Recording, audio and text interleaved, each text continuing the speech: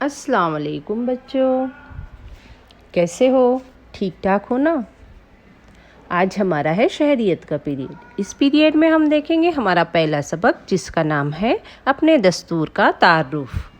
تو بچوں، جیسا کہ گزشتہ جماعتوں کی شہریت کی کتابوں میں ہم نے قوانین کی ضرورت کے بارے میں بہت سی باتیں سمجھ لی ہے۔ خاندان، اسکول، اپنے گاؤں یا شہر کا کام کاج باقاعدگی اور آسانی سے چلانے کے لیے ہمیں قوانین اور ضوابط پر عمل کرتے ہیں۔ ہر خاندان میں قوانین نہیں ہوتے، لیکن خاندان کے افراد کو آپس میں کیسے رہنا چاہیے، اس کے لیے کچھ ضابطے ہوتے ہیں، کچھ قانون ہوتے ہیں۔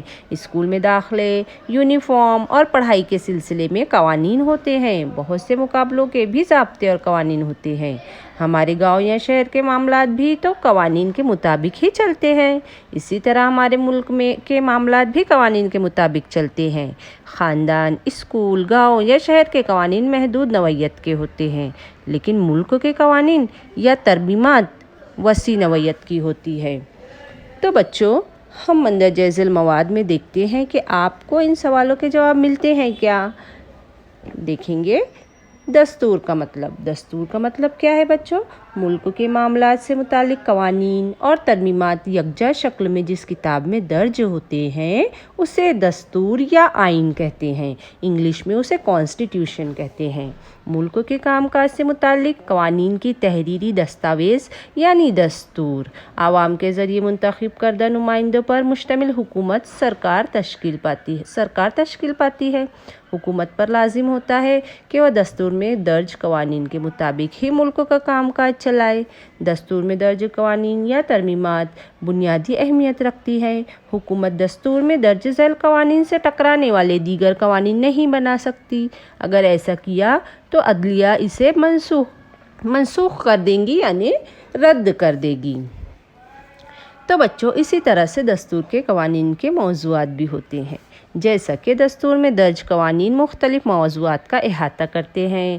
مثلاً شہریت، شہریوں کے حقوق، شہریوں اور حکومت کے درمیان تعلقات، حکومت کی قانون سازی کے موضوعات، انتخابات، حکومت کے حدود اور حکومت کے اختیارات وغیرہ۔ دستور کے مطابق حکومت کا کام کاج چلانے کے اصول بہت سے ممالک نے اپنائے ہیں۔ اس کے باوجود مختلف ممالکوں کے دستور کی نوعیت الگ الگ ہوتی ہے۔ ہر ملک کی اپنی تاریخ، ثقافت، سماجی ڈھانچہ اور روایات الگ ہوتی ہے۔ اسی لحاظ سے ان ملکوں کی ضروریات اور مقاصد متعین ہوتے ہیں۔ ہر ملک اپنی انہی خصوصیات کو سامنے رکھتے ہوئے اپنا دستور بناتا ہے، یعنی ہر ملک کے دستور الگ ہوتے ہیں۔ ہر ملک اپنی نوعیت کے حساب سے اپنا دستور بناتا ہے۔ دستور کی ضرورت بچوں کیوں پیش آتی ہے؟ ہمیں دستور کی ضرورت کیوں ہے؟ ہم دیکھیں گے کہ دستور میں درج قوانین یا ضابطوں کے مطابق حکومت کا کام کاج چلانے کے لیے کئی فائدے ہیں۔ اس سے کیا فائدہ ہوتا ہے؟ حکومت کو قوانین کے دائرے میں رہتے ہوئے اپنا کام کاج چلانا ہوتا ہے، جس کی وجہ سے اسے حاصل حقوق اور اختیارات کے ناجائز استعمال کے امکانات کم ہو جاتے ہیں۔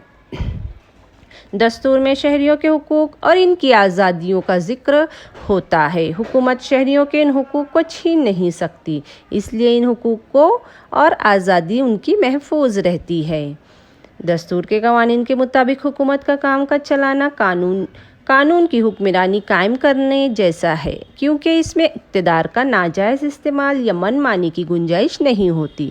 اس میں کوئی بھی شہری یا کوئی بھی ملک کا فرد اپنی من مانی نہیں کر سکتا، اسے ملک کے دستور یا قانون کے مطابق ہی کام کرنا ہوتا ہے۔ بچوں، دستور کے مطابق حکومتی کام کاج کے پیش نظر حکومت کا عام انسان کے اعتبار میں اضافہ ہوتا ہے اور حکومت کا کام کاج میں شریک ہونے کے لیے آمادہ ہوتا ہے۔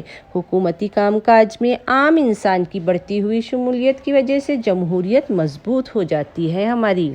دستور اپنے ملک کے سامنے کچھ سیاسی مسائل پیش کرتا ہے۔ اس سمت پیش قدمی کرنا اس ملک کے لیے لازمی ہوتا ہے، جس کی وجہ سے عالمی امن و تحفظ اور انسانی حقوق کی حفاظت کا ماحول تیار ہوتا ہے، اور دستور میں شہریوں کے فرائض کا تذکرہ ہوتا ہے، جس کی وجہ سے شہریوں کی ذمہ داریوں کا بھی تعین ہوتا ہے۔ اسی طرح سے بچوں، ہم دیکھیں گے کہ حکومتی امور یعنی کیا؟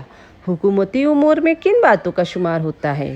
तो बच्चों, मुल्क की सरहद की हिफाजत करना, बैरूनी हमलों से मुल्क की हिफाजत करने से लेकर गरीबी दूर करना, रोज़गार के मौके पैदा करना, तालीम और सेहत से मुताल्लिक़ खिदमात, सनत और कारखानों को फ़रोग़ देना, कमज़ोर तबकों का तहफ़्फ़ुज़, ख़वातीन, बच्चों और आदिवासियों की तरक्की के लिए मनसूबा बंदी करने तक के बारे में हुकूमत को कानून साज़ी करना होती है, कानून बनाना होते हैं।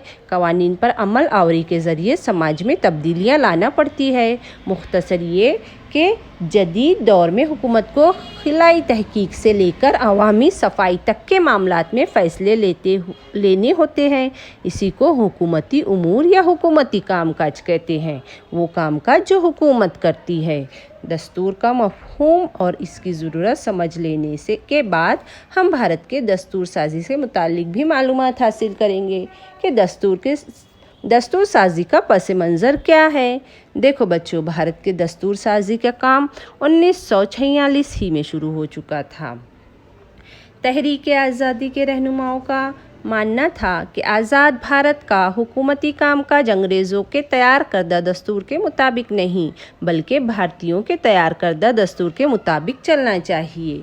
लिहाजा भारत का दस्तूर तैयार करने के लिए एक कमेटी तश्कील की गई, जिसे दस्तूर साज मजलिस कहा जाता है।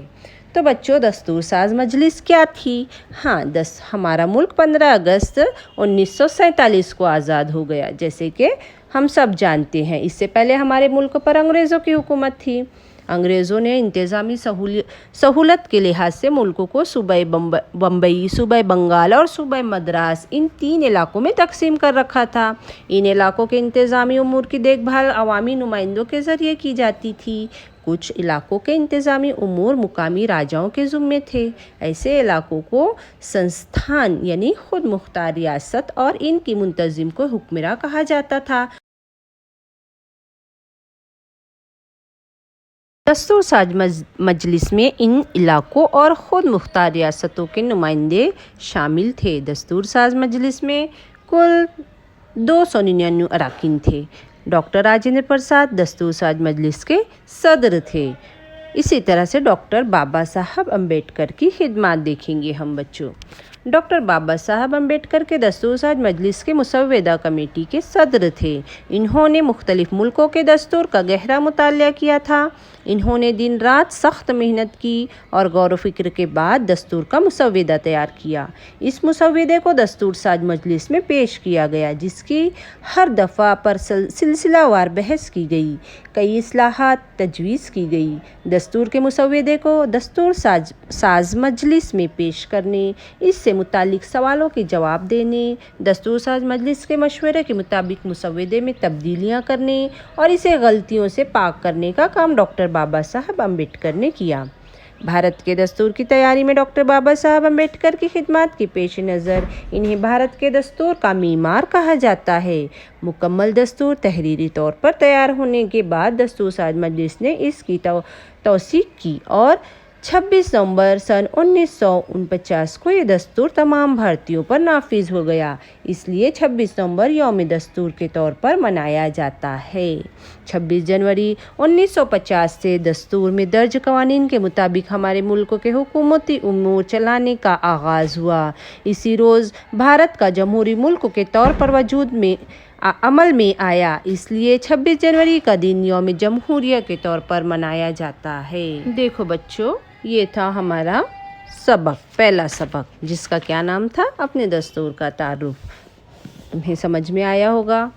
अब देखेंगे सवाल व जवाब। सवाल व जवाब में हम देखेंगे बच्चों कि हमें कौन से सवालात हल करना है। तो बच्चों, मश्की सवालात दिए हुए हैं। मश्की सवालात में से तुम ढूंढ कर सबक में से सबक पढ़कर लिखने की जवाबात कोशिश करो और मुझको व्हाट्सएप पर सेंड करो। ठीक है? अल्लाह हाफिज़।